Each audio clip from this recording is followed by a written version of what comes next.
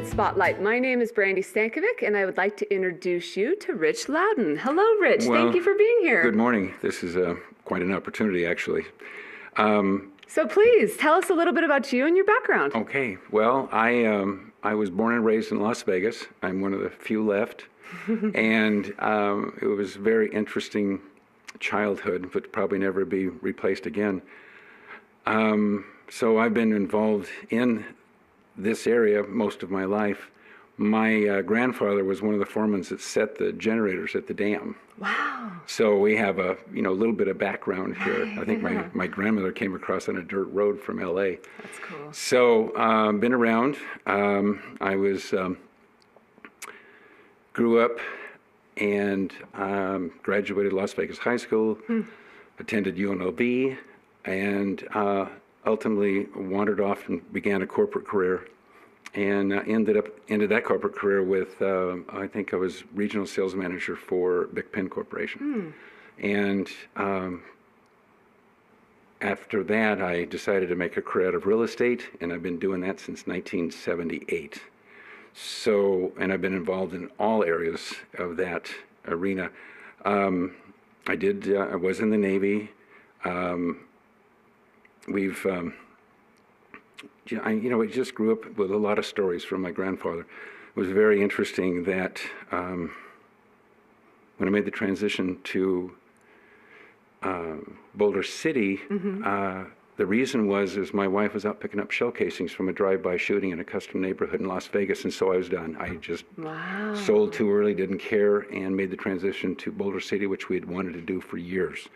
And I'm sorry I didn't do it sooner. Yeah. I mean, that's honestly the truth. And that was, so this was kind of a long story, but my dad always wanted to be here, and so we finally got him here, but unfortunately he's in the Veterans Memorial Cemetery. He got here, but it wasn't quite the same exact way we planned on it. I'm a member of the Chamber of Commerce, Board of Directors. I've been in Rotary for quite some time, and it's been quite an experience to get to know this town from both sides. And so I took over Dick Blair Realty about 7 years ago, and with my daughter, and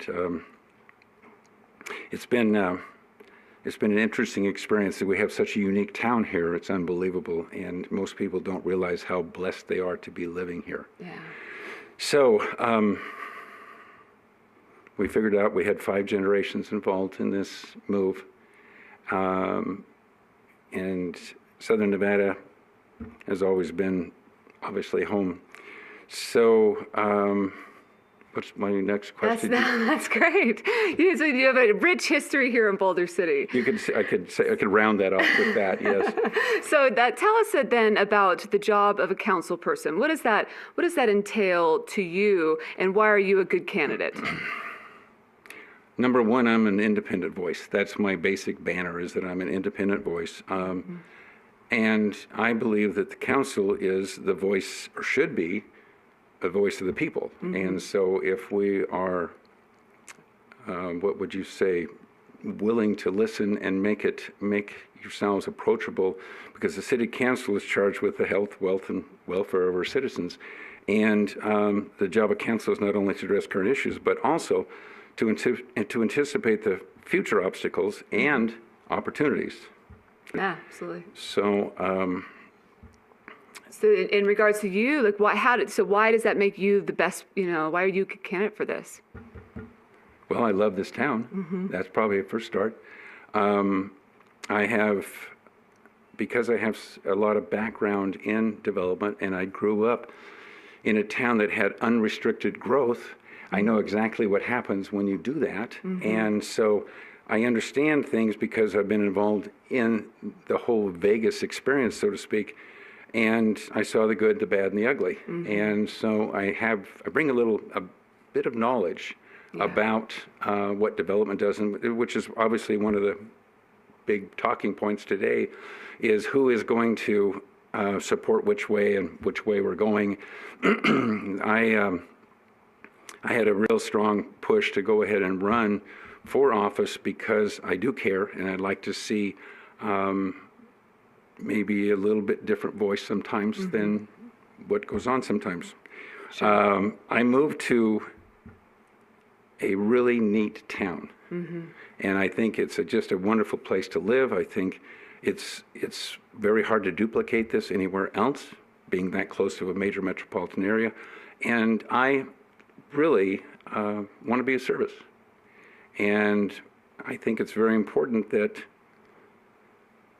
you have the values and you understand what this small town means. And I really would like to keep it that way. Yeah. Because it's really a beautiful place to live. It is indeed. It is indeed. So what's your 5-year vision then for the city? Well, 5-year vision is kind of an interesting question because there's so many things changing right now, most especially with I-11, which no matter what anybody thinks, that's happening. It's going to happen, period. And this is the end of that. So we, I believe, in my heart of hearts, that we have an opportunity to make this a better place to live just because of I-11. And you've got so many people that are out there saying, you know, the sky's falling, and we're all doomed. And I don't believe that. I believe this is a huge opportunity to create a more desirable place to live than we had before. And I truly believe that if we approach this in the right way, this can be a tremendous asset to Boulder City and the quality of life, because we have so many opportunities because of this. And the other thing that is really a hot spot, I think, is the pool. Yeah. Pool is a big thing. I've been confronted with that on several occasions, and I'm all in favor. I think the pool is a great asset, not only to the community itself, but it becomes a draw just because of the quality of life. Sure. And my only concern is that we do it out of funds that we have and not borrow any money. That's my only. Right. But I believe we can do that. I believe we can make this all work together. Yeah. And so you talked a little bit about the pool already, but what are your priorities then? What are your top priorities as we go forth, if this would be the fit for you, if you were come into this position? Well, number one, we need to approach this in a positive way. The pool being an asset, and I think it's a very good thing, but more importantly, we have an opportunity here, and I hate to see us make a knee-jerk reaction to this, because I think we're going to find out that this town becomes more desirable. And so I am a big advocate of making this town business friendly and not run off restaurants, not run off people that can really be a draw to other people, and which we don't need to do that. And I see too many times being in real estate and being a business broker, and I get involved, and you see that it can be one employee that runs somebody off just because they had a bad day.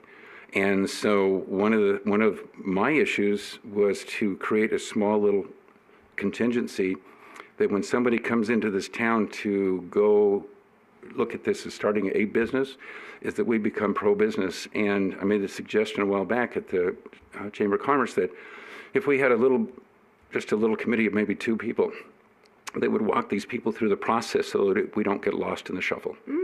And to basically create a business-friendly environment and not going the other way.